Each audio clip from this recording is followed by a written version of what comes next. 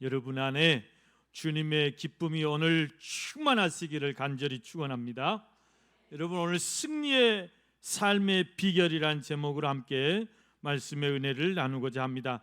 그리스도인은 어떤 모습으로 살아야 할까요? 그리스도인의 승리의 비결은 무엇일까요? 이것이 오늘 초두에 던지는 질문입니다. 이에 대해서 사도 바울은 빌립보 성도들에게 당시에 그리스도인들이 어떻게 살아야 될지, 또 그리스도인의 승리의 비결이 무엇인지에 대해서 세 가지를 말씀하고 있습니다. 그러면서 그 세 가지를 강조를 하는 거예요. 그 세 가지를 권면을 하는, 너 이렇게 살아라는 것입니다. 무엇일까요? 첫째는 항상 기뻐하라 합니다. 항상 기뻐하라. 그리스도인의 승리의 비결 첫 번째가 뭐냐면 항상 기뻐하는 것이다, 그 말씀입니다. 그런데 이제 사도 바울께서 이 빌립보 성도들에게만 이것을 강조한 것이 아니라 빌립보서 다음에 보면 데살로니가 전후서가 나옵니다. 그 데살로니가 전서 5장 16절 말씀에 보면 똑같은 말씀을 하세요. 항상 기뻐하라. 그러니까 데살로니가 성도들에게도 너희가 승리의 비결이 뭐냐, 또 너희가 어떻게 살아야 되느냐, 항상 기뻐하고 쉬지 말고 기도하고 범사에 감사하며 살으라는 것입니다. 이것이 그리스도 예수 안에서 너희를 향하신 하나님의 뜻이기 때문이다 그랬습니다. 여러분, 항상 기뻐하는 것이 그리스도인의 승리의 비결이고 우리가 이 세상을 이길 힘이고 또 능력이 된다는 그런 말씀입니다. 구약 이스라엘 백성들이 하나님께 불순종하고 반역함으로 바벨론이라는 이제 이방 나라에게 포로로 끌려갔습니다. 거기서 70년을 살고, 그리고 이제 하나님께서 때가 되매 1차, 2차, 3차에 나누어서 다시 돌아오게 하십니다. 고국으로 돌아오게 하세요. 돌아와서 다시 불타버린 성전도 새로 이제 건축을 하고, 또 이제 잃어버렸던 이제 그런 신앙도 다시 재무장하고. 그런데 이 느헤미야라는 분이 계세요. 이 느헤미야라는 분은 이제 총독이기도 하고 또 큰 나라 페르시아라는 그 큰 나라의 이제 어떤 관원장이었습니다. 근데 이 느헤미야가 돌아와서 느헤미야 8장 10절 말씀을 보면 그 유다 백성들을 모아놓고 그렇게 말합니다. 너희가 근심하지 말라. 여호와를 기뻐하는 것이 너희의 힘이다, 그 말이죠. 여호와를 기뻐하라는 것은 낙심하지 말라, 근심하지 말라, 절망하지 말라. 힘을 내라. 근데 그 힘이 어디서 나오느냐? 여호와를 기뻐하는 데서 힘이 나온다는 말씀. 여러분, 느헤미야 8장 10절 말씀 한번 다 같이 보십시오. 느헤미야 8장 10절 말씀에 보면 느헤미야가 또 그들에게 이르기를 너희는 가서 살찐 것을 먹고 단 것을 마시되 준비하지 못한 자에게는 나누어 주라. 이 날은 우리 주의 성일이니 근심하지 말라. 여호와로 인하여 기뻐하는 것이 너희의 힘이니라. 아멘. 하나님을 기뻐하는 것, 여호와가 나의 기쁨이고 그 여호와를 기뻐하는 것이 내 힘인 거예요. 여러분의 영혼의 충전을 무엇으로 하십니까? 여러분, 내 마음이 낙심되고 내 마음이 탈진되고 내 마음이 이렇게 가라앉을 때 여러분 무엇으로 충전하시겠습니까? 여호와로 충전하셔야 돼요. 하나님으로 인해 충전하셔야 돼요. 하나님을 기뻐하는 것, 내가 막 찬송하고 내가 막 찬양을 하고 내가 하나님 앞에 막 기도하고 내가 하나님을 기뻐하는 것, 이럴 때 우리가 충전이 되는 거예요. 이때 충전이 되는 거예요. 영적인 에너지가 막 충전이 되는 거예요. 다른 데서 충전이 되는 게 아니에요. 여호와를 기뻐하는 것이 우리 그리스도인에게는 충전이고 힘이고 능력이라는 말씀입니다. 여러분, 우리가 세상에서 웃을 일이 없습니다. 웃을 일이 많지 않아요. 기쁜 일이 없어요. 그런데 어떻게 항상 기뻐하라는 것입니까? 세상에는 슬픔뿐이고 절망뿐이고 낙망할 일뿐인데 어떻게 기뻐하라는 것입니까? 여러분, 우리가 어떻게 기뻐해야 돼요? 예, 세상에서는 웃을 일을 찾을 수 없어요. 세상에서는 기쁠 일을 찾을 수 없어요. 그러나 우리가 하나님을 생각할 때, 우리 예수님을 생각할 때 그 여호와로 인하여서 우리는 기뻐해야 되는 것입니다. 주님이 날 사랑하시지, 그것만 생각하면 막 기쁨이 넘치는 것이죠. 나 같은 죄인을 주님이 불러주시고 주님이 구원해 주시고 나 같은 죄인을 이렇게 주의 일꾼으로 삼아주셨구나, 이것만 생각하면, 이 은혜만 생각하면 우리는 기쁘지 않을 수 없는 거예요. 이게 우리가 여호와로 인하여서 기뻐해야 되는 것입니다. 여러분, 우리 어린아이들이 보통 하루에 400번 이상을 웃는데요. 아하하하, 깔깔깔, 호호호, 히히히, 크크크. 아이들은 뭐 그렇게 즐거운지 몰라요. 뭐 그렇게 기쁜지 몰라요. 별것도 아닌데 막 웃고 기쁘고 떠들고.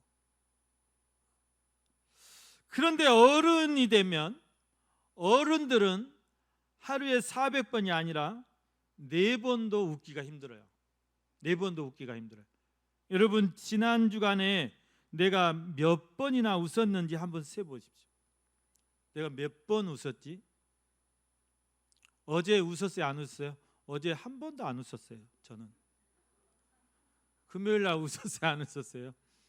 금요일 날 뭐 하셨어요? 금요일 날 뭐 했는데 생각도 안 나. 웃은 기억이 별로 없어요. 어제 한 번 웃었어요. 어제 이 5층에 있는데 4층에서 막 우당탕 소리가 나요. 내려가 봤더니 우리 누구예요? 은우하고 지훈이하고 막 이렇게 공놀이를 하는데 던지고 받고 웃어. 아니, 공 던지고 받고 뭐가 그렇게 웃겨? 던지고 받고 웃고 던지고 또 웃고 받고 웃고, 그것 보고 저도 웃었어요. 그런데 아이들의 웃음소리가 왜 그렇게 아름다운지, 왜 그렇게 예쁜지 몰라요. 그러니까 우리가 애들 아니면 웃을 일이 없단 말이 어른들 말이 빈말이 아니에요. 웃을 일이 없어요, 여러분. 정말 힘든 일뿐이고, 정말 요즘은 더 막 힘들고 짜증나고 덥고 습하고 얼마나 힘드십니까? 근데 어떻게 웃음이 나오냐 그 말이에요. 그래도 우리가 웃어야 되죠. 왜 그렇습니까? 웃어야 힘이 나는 거예요. 내가 웃을 일이 있어서 웃는 것이 아니라 웃다 보면 웃을 일이 생겨요. 웃다 보면 내가 웃고 있네. 왜 웃지? 왜 웃고 있지? 웃다 보면 웃을 일이 생기는 것입니다. 인터넷에 더위를 이기는 방법을 쳐봤어요. 더위를 이기는 방법 했더니 방바닥에 물을 뿌리고, 좀 이 방법은 좀 이상한데 방바닥에 물을 뿌리래. 방바닥에 물을 뿌리고 그 다음에 찬물로 샤워를 하고 나와서 그 다음에 물수건을 머리에 이렇게 올려놓고 의자에 가만히 앉아서 선풍기를 쐬래요. 그러면 시원하대요. 그러면은 몸의 수분이 이렇게 날아가면서 몸의 열기를 딱 식혀주고 시원하다고 해요. 한번 해보십시오. 오늘 저녁에 가셔가지고. 근데 그것도 초여름에는 효과가 있어요. 그런데 삼복더위 가면 그런 것도 필요가 없어요. 찜통 속에서 뭐 선풍기 틀면 얼마나 시원하겠습니까? 아무튼 이것도 한번 해보시고. 그런데 더위를 이기는 가장 좋은 방법이 뭘까 했더니 웃으면 더위도 떠나간다. 웃으면 더위도 다 날아간다. 더위도 다 잊어버린다. 그런 말씀입니다. 여러분, 웃을 일 없어도 웃으시길 바랍니다. 제가 이 설교를 준비하면서 나도 잘 안 웃는데 성도님들한테 웃으란 말을 어떻게 하지? 고민이 많이 됐어요. 목사님, 자기도 안 웃으면서. 예. 요즘 웃을 일이 많지 않아요. 그래도 우리가 웃어야 되는 게 왜 웃어야 되느냐?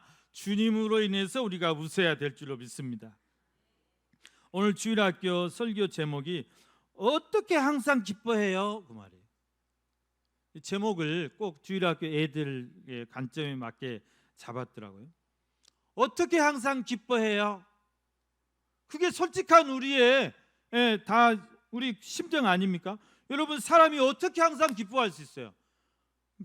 맨날 성경은 기뻐하라고, 항상 기뻐하라고 하는데, 사람이 뭐 기쁠 때도 있지만 슬플 때가 더 많고, 기분 나쁠 때가 더 많고, 정말 어려울 때가 더 많고, 그런데 어떻게 항상 기뻐할 수 있냐 그 말입니다. 여러분, 시험에 떨어졌는데 웃음이 나와요? 사업이 이렇게 막 어려운데 여러분 웃음이 나옵니까? 기쁨이 나옵니까? 지금 막 몸이 아파 죽겠는데 어떻게 웃을 수 있습니까? 부모님이 갑자기 돌아가셨는데 어떻게 초상 났는데 기뻐할 수 있냐고요. 그런 일에 그런데 막 웃고 다니고 뭐 기뻐서 뛰고 다니면 그 사람은 정신 이상한 사람이죠. 실성한 사람이나 그렇게 하죠. 실제로 너무 큰 충격을 받으면 사람이 실성을 해버려요. 그때 막 희죽거리 웃고 다녀요. 그거는 안 좋은 거죠. 얼마나 그 안타까운 일이에요. 얼마나 큰 충격을 받았으면 그냥 정신이 나가버려 가지고 전신 이상하게 돼 가지고 막 희죽거리고 웃고 다니면, 여러분, 우리에게 성경이 너희 항상 기뻐해, 항상 기뻐하라는 말이 그렇게 뭐 실성한 사람처럼 항상 막 웃고 다니라 그런 말이 아니에요. 이게 무슨 말씀입니까? 그렇게 기뻐하라는 말이 아니라 이 항상 기뻐하라는 말은 무슨 말씀일까요?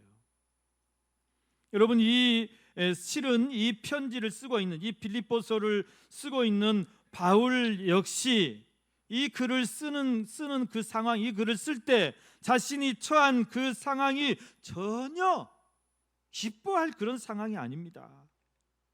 지금 자신의 몸은 사형수의 몸이에요. 사형수의 몸으로 로마의 감옥에 갇혀 있어요. 로마의 감옥에 갇혀서 언제 죽을지 모르는 그런 암담한 상황입니다. 여러분, 사형수들이 여러분 얼마나 불안하겠어요. 그 사람들은 아침에 눈만 뜨면 오늘이 내가 죽을 날인가, 오늘이 내가 사형장에 끌려갈 날인가, 뭐 불안해가지고 눈뜨기가 싫을 거예요. 그런 사람들은 죽음에 대한 공포가 날마다 그렇게 자기를 억제해 올 거예요. 저기 간수가 뚜벅뚜벅 걸어오는 그 소리만 들려도 막 심장이 오그라질 거예요. 내가 이제 가야 되는가? 여러분, 바울이 바로 그런 판국에 있습니다. 그런 상황에 있습니다. 그런 상황에 처한 사람이 자신은 걱정하지 않고 빌립보 성도들에게 편지하면서 항상 기뻐하라는 것입니다. 내가 다시 말하는 기뻐하라는 거예요. 여러분, 지금 바울이 빌립보 성도들을 걱정할 때가 아니라 자신을 더 걱정해야 될 처지인데, 그래서 빌립보 성도들도 자기들보다 바울 사도가 더 걱정인 거예요. 이거 언제 비보가 날라올지 항상 마음이 그냥 노심초사, 그냥 늘 바울 사도가 걱정되는 거예요. 헌금을 보내드리면서도 막 걱정되는 거예요. 그런데 바울은 자기 걱정이 아니라 내 염려하지 말고 빌립보 성도들이여 주 안에서 항상 기뻐하고, 내가 다시 말하니 기뻐하라. 그러면서 오히려 빌립보 성도들을 위로하고 있는 것입니다. 여러분, 당시에 그 빌립보 교회가 처한 그런 상황이 어떤 상황이냐? 그 빌립보 교회 역시 도저히 기뻐할 수 없는 그런 상황. 기뻐할 그런 이유가 없어요. 기뻐할 수 있는 상황이 아니에요. 빌립보서를 쓰는 그 때가 여러분 이제 예수님이 십자가에 죽으시고 그 다음에 주후 약 50년, 55년 후반부터 60년 그 사이인데, 여러분 그때는 기독교의 박해가 기독교 역사상 가장 심할 때였어요.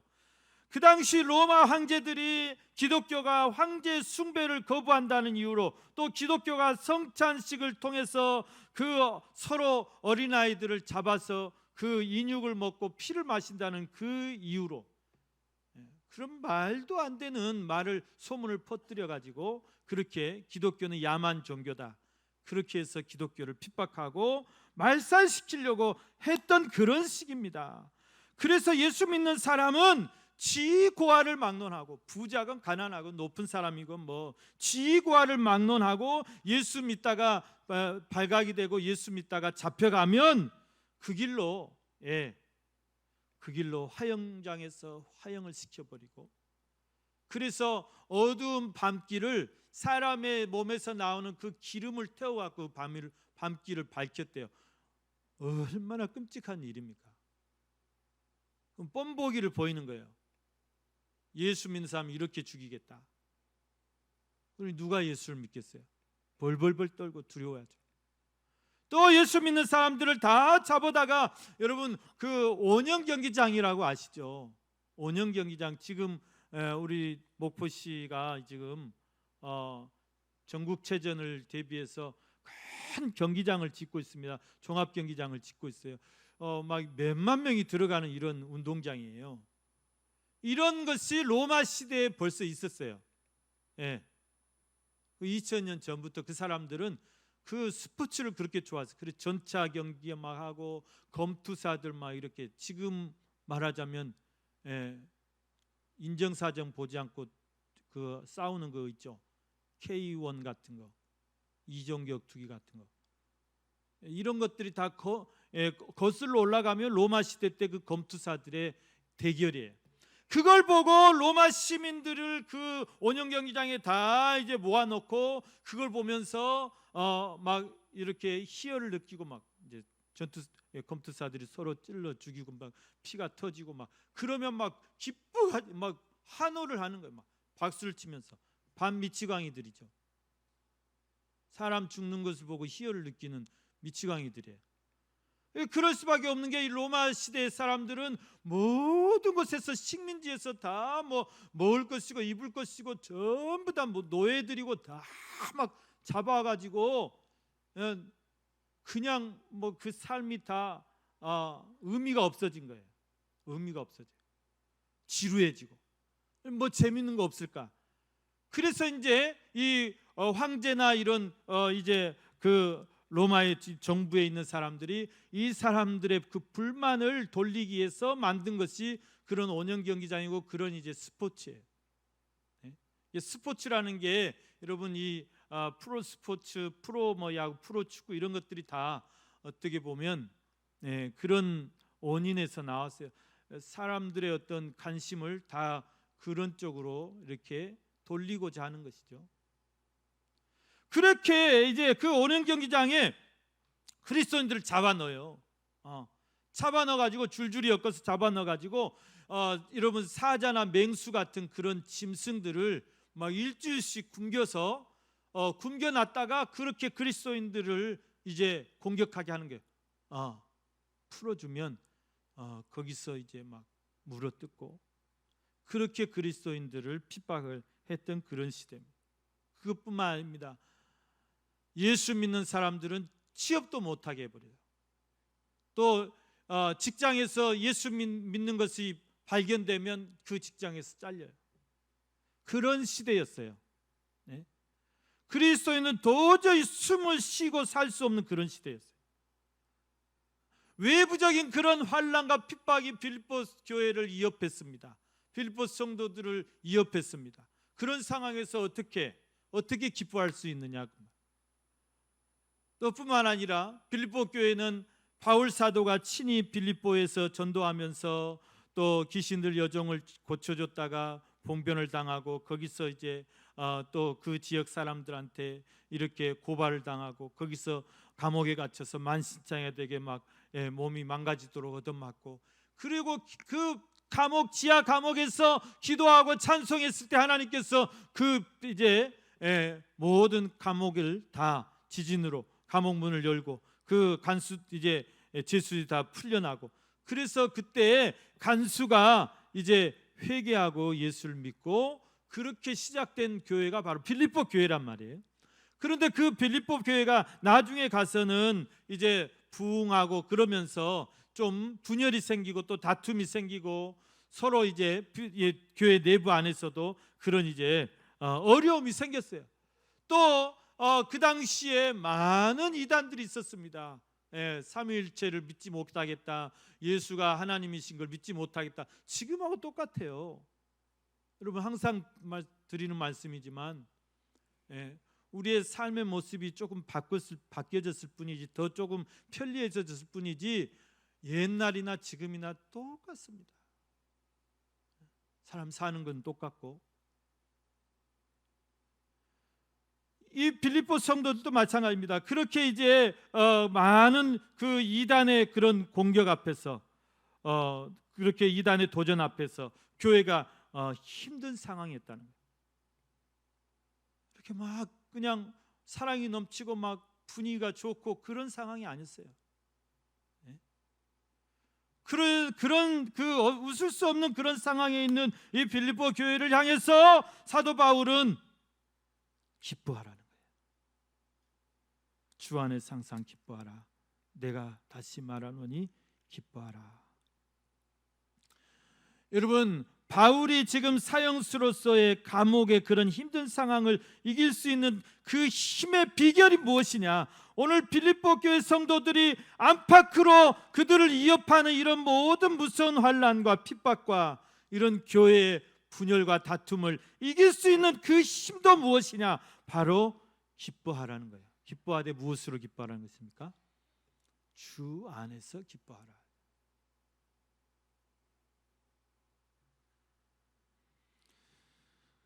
여러분, 주 안에서 기뻐하라는 것은 무슨 말씀일까요?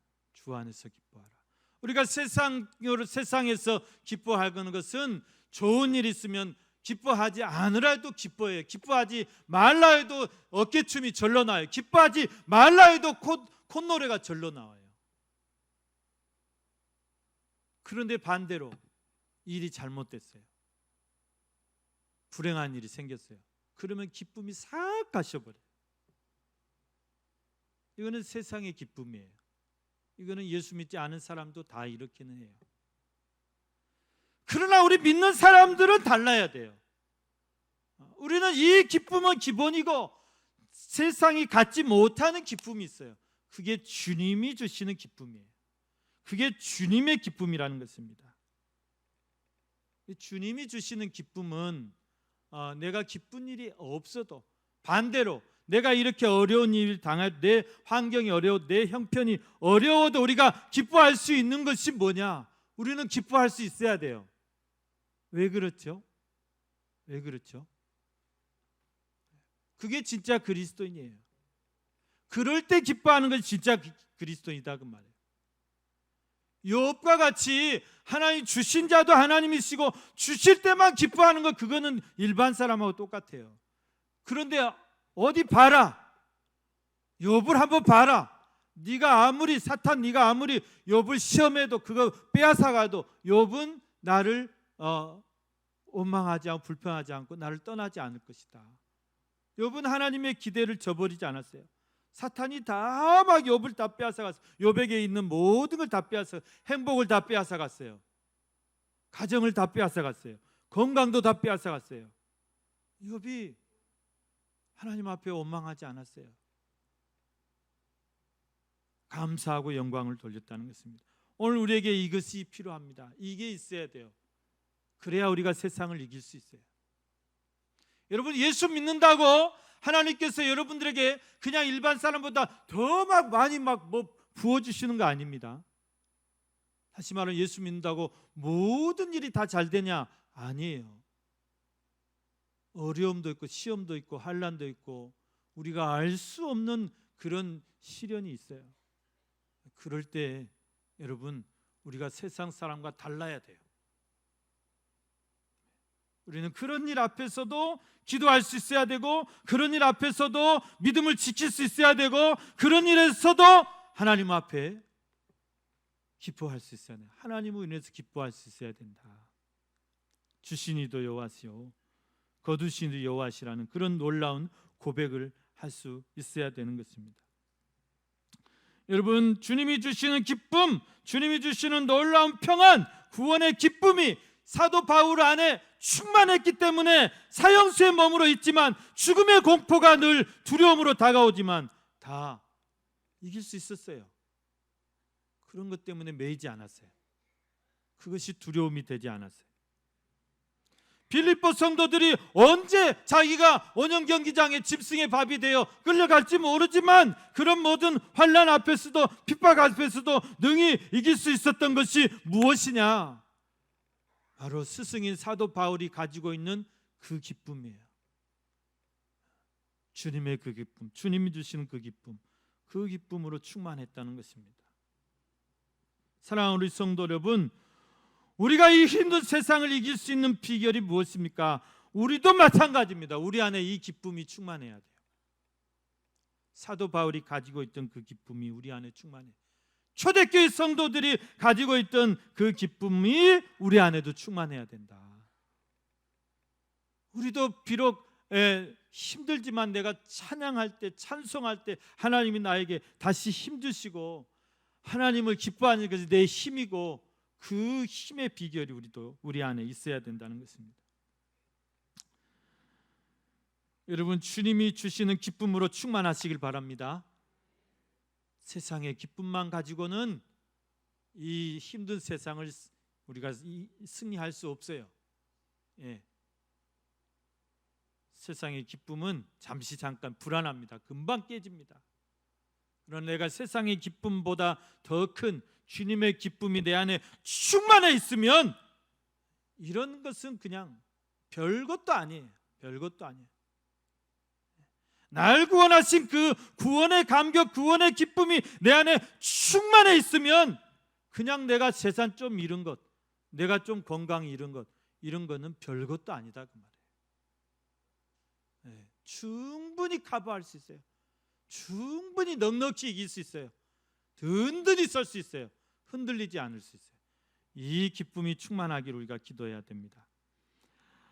두 번째, 여러분, 우리가 세상을 이길 수 있는 비결이 뭐냐면 너희 관용을 모든 사람에게 알게 하라 그랬습니다. 5절 말씀 보면 너희 관용을 모든 사람에게 알게 하라, 주께서 가까우시니라, 그렇게 말씀합니다. 여러분, 관용이란 무슨 말일까요? 관용이란 말은 너그러울 관자예요. 너그러울 관자에 용서하다, 용납하다, 용서할 용자를 써서 남의 잘못을 너그럽게 받아들이거나 용서함을 관용이라고 말합니다. 즉 우리 그리스도인에게 있는 온화하고 너그러운 마음, 이게 관용이에요. 예수님의 마음, 예수님의 성품이 온화한 성품이에요. 또 너그러운 성품이에요. 예수님의 성품이. 가난한 자들, 소외된 자들, 또 병든 자들, 약한 자들 한없이 온화하고 너그러운 마음이에요. 이 예수님의 성품입니다. 여러분, 우리가 성령의 9가지 열매가 있는데 그 중에 양선이라는 열매가 있어요. 양선. 양선이란 마음이 양심, 좋을 양자죠. 좋을 양자의 선할 선자. 좋은 마음이에요. 좋은 마음, 좋고 선한 마음. 그게 바로 여기 이 관용입니다. 여러분, 우리 그리스도인 안에 이런 너그러운 마음이 늘 충만해 있어야 돼요. 다른 말로 하면은 친절입니다. 친절.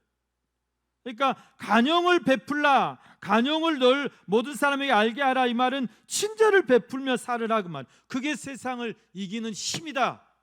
승리의 비결이다. 여러분, 우리가 사람과의 관계에서 여러분 너무 이제 그 고통받는 그런 우리가 이 관계 때문에 너무 힘든 분들이 많죠. 살다 보면 우리 한국 사회가 더 관계가, 이웃과의 관계, 또 사람과의 관계가 더 막 싸나워지고 더 힘들어지는 것 같아요.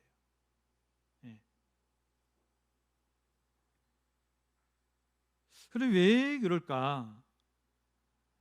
세상이 갈수록 각박해지고 또 사람들의 마음이 강팍해지고 사나워져 가고 있어요. 여러분, 우리 그리스도인들이 관용을 베풀라는 것은 사람 사이의 관계에서 우리가 너무 까다롭게 사람을 대한다거나 또 너무 엄격하게 대하지 말라는 것입니다. 그런데 이 말은 그러면 무조건 우리가 양보하며 살으란 말이냐? 진리도 다 양보하고, 주일 성수도 다 양보하고, 믿음도 양보하고, 신앙도 양보하고, 다 양보하라고 하면서 그냥 무조건 친절하게, 무조건 온화하게, 무조건 너그럽게 그렇게 살라는 거냐? 그 말은 아니에요.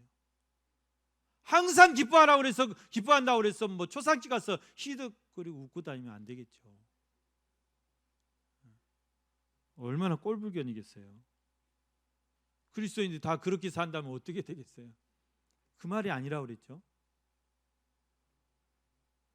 우리의 힘든 것도 기도로 바꾸고 찬송으로 바꾸고, 기도하고 찬송하면 하나님께서 에너지를 주시고 이길 힘을 주시고, 그거예요.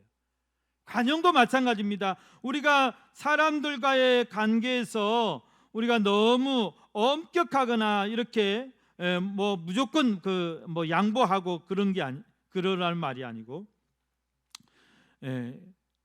비본질적인 문제. 그러니까 우리가 정말 직장 생활하면서 믿음은 우리가 철저히 지켜야 되겠죠. 주일은 철저히 우리가 지켜야 되겠죠. 내가 크리스찬인 것에 대한 그런 정체성을 철저히 지켜야 되겠죠. 진리를 우리가 고수하되 비본질적인 일이 있어요. 비본질적인 일. 이런 일 가지고 굳이 내가 내 주장을 앞세우고, 이런 일 가지고 굳이 내가 내 고집을 앞세워 가지고 사람들하고 다투고 사람들하고 싸우고 그럴 필요가 없다는 거예요. 그럴 필요가 없다. 우리 그리스도인 안에는 항상 너그러운 마음, 넉넉한 공간이 필요합니다. 여유가 필요하다는 것입니다. 또 이것을 융통성이라고 그래요. 그래서 우리가 융통성이 없이 너무 자기 주장만 앞세우는 사람을 우리는 흔히 꼰대라고 그래요. 꼰대. 젊은 사람들이 제일 싫어하는 게 꼰대. 꼰대 교수, 꼰대 선배, 나 땐 말이야. 그래서 이 젊은 사람들이 커피 중에 나떼를 제일 싫어한대요. 나 땐 이랬어, 나 땐 말이야. 나떼를 제일 싫어해. 꼰대를 제일 싫어하는 거예요. 여러분, 우리가 세상 사람들 앞에서 어이구 저 그리스도인들, 저 꼰대들 이렇게 되면 안 돼요. 이렇게 되면 안 돼요. 믿음만 좋은 꼰대가 돼서는 안 된다는 것입니다. 그 말은 뭐냐? 넉넉한 사람이 되라는 거예요. 넉넉한 사람, 여유로운 사람이 돼야 돼요. 우리 항상 온화한 사람이 돼야 됩니다. 그러니까 알면서도 그냥 져주세요. 그거 이겨서 뭐하게요? 네가 아는 것이 틀렸어, 내가 아는 것이 맞아, 끝까지 싸워. 그래서 설령 내가 아는 것이 맞다 그래. 그거 이겨서 뭐하게요? 그거 이겨서 뭐하게? 알면서도 그냥 져주는 거. 그래, 져주는 거예요. 내가 너 이겨먹어서 뭐하겠냐? 네가 이기고 교회나 나와라. 우리는 항상 이렇게 해야 돼. 그것은 양보해주고 대신 그 사람이 교회에 나올 수 있도록, 예수 믿을 수 있고 예수께로 인도하는 그런 일을 해야죠. 알고도 좀 속아주세요. 좀 져주세요. 좀 손해보면 어떻습니까? 그러니까 우리 그리스도인들은 너무 그냥 깍쟁이가 돼서는 안 돼요. 너무 깎으려고만 하지 마세요. 너무 깎으려고만 하지 마세요. 그냥 노상에서 이렇게 장사하시는 분들 그냥 막 비싸게 팔아도 사주세요. 알고도 사줘요.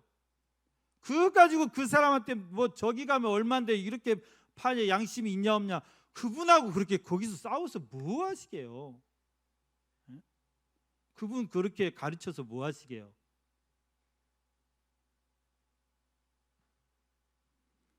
택시 타셨으면 거스름돈 그냥 거스름돈 그냥 놔두세요. 아이고 감사합니다. 저는 절대 거스름돈 안 받습니다. 우리 그리스도인이 좀 넉넉해야 됩니다. 그런다고 해서 여러분 예수를 포기하란 말 안 했어요. 믿음을 양보하란 말 안 했어요. 주의를 양보하란 말 안 했어요. 우리가 진리는 잘 고수하되 비진리적인 것, 그냥 일상적인 것, 이런 건 사랑을 베풀어야 되고 자비를 베풀어야 되고 베풀어야 되는 것입니다. 사랑하는 우리 성도 여러분, 여러분의 삶 속에 정말 좀 넉넉한 그런 여유가 있었으면 좋겠습니다. 첫째는 우리 마음의 여유가 있어야 돼요. 우리가 마음의 여유가 없어요. 마음의 여유가. 다른 사람을 돌아볼 그런 마음의 여유가 없어요. 나보다 더 어려운 사람이 있는데 그 어려운 사람을 돌아볼 이 마음의 여유가 없는 거예요. 우리가 그런 마음의 여유를 가지고 살아야 돼요. 또 여러분 시간의 여유를 좀 가지고 사시길 바랍니다. 너무 빠듯하게 사지 마시고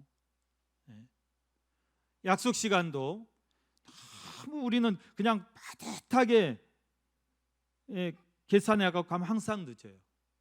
항상 서두르고 그러지 마시고 좀 연습을 하셔야 돼요.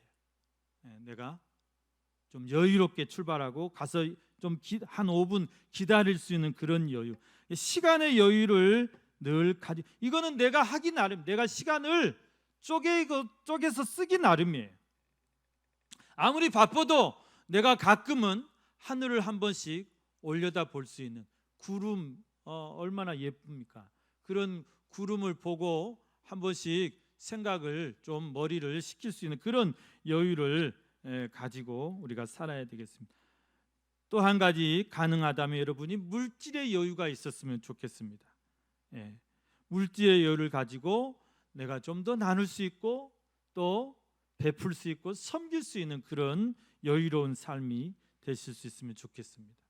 설령 내가 가진 것이 없더라도 여러분 우리가 요즘 뭐 없어서 못 나눕니까? 없어서 못 나눠요? 옛날 그 어려울 때도 다 이웃끼리 뭐 콩 한 조각이라도 다 나눠 먹었잖아요. 근데 지금 뭐 그거 없어서 못 나눠요. 마음이 없는 거지. 다 그냥 정이 식어서 그런 거지. 우리가 가능하면 그렇게 나눌 수 있는 여유가 있었으면 좋겠습니다. 그렇게 살아갈 때 정말 그리스도인들은 참 친절하다. 그리스도인 참 베풀 줄 안다. 이 각박한 세상에서 우리가 세상을 이길 수 있는 힘이, 승리할 수 있는 비결이 간용을 베푸는 거라고 말씀하고 있습니다. 세 번째, 여러분 우리가 세상을 이길 수 있는 비결 뭐냐? 너희 염려를 어떻게 하라는 거죠? 기도로 바꾸라는 거예요. 염려를 기도로 바꾸라. 여러분 오늘 6절 말씀 7절 말씀은 아무것도 염려하지 말고 다만 모든 일에 기도와 간구로 너희 구할 것을 감사함으로 하나님께 아뢰라. 그리하면 모든 지각에 뛰어난 하나님의 평강이 그리스도 예수 안에서 너희 마음과 생각을 지키시리라 그랬어요. 여러분 염려라는 말은 다 그 언어에 보면 염려의 포로가 된다 그 말이래요. 염려의 포로가 되는 것을 염려래요. 이게 우리가 어떤 문제 가지고 염려하는 순간 내가 그 문제의 포로가 돼 버리는 거예요. 그 염려의 포로가 돼, 그 염려에 사로잡혀 버리는 거예요. 그 문제에 사로잡혀서 아무 생각도 안 나는 거예요. 분명히 위를 보고 사방을 보고 보면 분명히 살 길이 있을 텐데 그 염려에 한번 사로잡히면 아무 생각이 안 나는 거예요. 오직 그 일에만 매여가지고 포로처럼 끌려다니고 마는 것입니다. 염려하지 말라는 거죠. 그 너희 염려를 다 어떻게 하라는 것입니까? 기도로 바꾸라는 거예요. 기도로 바꾸라. 그러니까 염려가 찾아오거들랑 그 염려에 사로잡히지 말고 그것을 기도로 바꾸라는 거예요. 기도로 바꿔서 전능하신 하나님께 우리가 간절히 기도할 때, 감사함으로 기도할 때, 감사함으로 아뢰 때 모든 지각에 뛰어난 하나님의 평강이 그리스도 예수 안에서 너희 마음과 생각을 지키시겠다 그 말입니다. 하나님은 전지전능하세요. 우리는 절대 능력도 없고 힘도 없고 지혜도 없고 미련하고 정반대예요. 그러니까 그런 눈으로는, 우리 눈으로는 모든 것이 염려예요. 아이고 저 자식 어떻게 될까? 아이고 우리 일이 어떻게 될까? 맨 염려일 뿐이에요. 왜? 우리는 그냥 그런 아무런 힘과 능력이 없기 때문에. 그러나 하나님은 전지전능하세요. 우리 염려를 내가 틀어잡고 있으면 아무것도 우리가 할 수가 없어요. 내가 염려한다고 해서 키를 한 자나 더 합니까? 내가 염려한다고 해서 내 키가 막 10cm 자라요? 그럴 일은 없어요. 이 염려를 어떻게 해야 돼요? 하나님 앞에 맡겨야 돼요. 맡긴다는 말은 하나님 앞에 던져버린다는 말이라고 그랬습니다. 하나님 앞에 던져버리든지 하나님 앞에 갖다 드리든지 맡겨야 돼요. 맡기는 게 뭐예요? 기도하는 거라고 말이에요. 우리가 하나님 앞에 내 염려를 맡기면 하나님은 내 그 문제를 보고 이것 갖고 그렇게 염려했냐? 우리는 우리 자녀들이 키 작은 거 갖고 막 염려해요. 아이고 저 키 작아서 어떻게 갖고 저 결혼이나 할까 뭐. 우리 자녀들이 공부 못하는 것 갖고 수학 못하는 거 가지고 염려해요. 저것이 저렇게 수학도 못해는 어쩌갈까? 저기 대학이나 갈까? 저기 뭐 취업이나 할까? 그거 다 우리 염려예요. 하나님 앞에 가져가면 하나님은 아무것도 아니에요. 그거는 하나님 앞에 키 작은 것이 무슨 문제예요? 네? 사울이 키가 다른 사람보다 어깨 위로 한 자나 더 컸다고 그랬어요. 30cm가 더 커. 사울 버리셨어요, 하나님이. 다윗은 그에 비하면 170도 안 돼요. 다윗이 키가 작아요. 하나님 누구를 쓰십니까? 우리가 가진 이런 문제, 염려는 하나님 볼 때는 아무것도 이런 것 갖고 염려하고 있구나. 이런 것 갖고 염려하냐? 한심스러워 버려요. 하나님 보실 때는. 근데 우리는 그것만 틀어잡고 있는 거예요. 다 맡기셔야 돼요. 내 자녀도 하나님께 맡기고, 내 인생도 하나님 앞에 맡기고, 내 은퇴 후의 삶도 하나님 앞에 맡기고, 맡기셔야 돼요. 맡기시면 어떻게 하시겠다는 것입니까?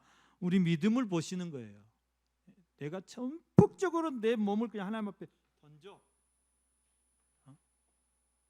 우리가 수영 배울 때 절대 나 살겠다고 내가 막 허우적거리면 절대 수영 못 배워요.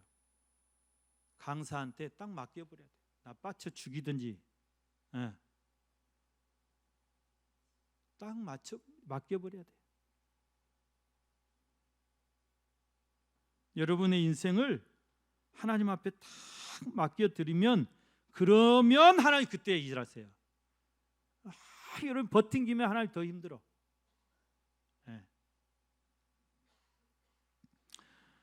여러분 우리가 이 시대를 어떻게 살아야 될까요? 우리가 어떻게 승리할 수 있을까요? 오늘 이 세 가지 비결 꼭 기억하시길 바랍니다. 이건 빌립보 성도들이나 하는 게 아니에요.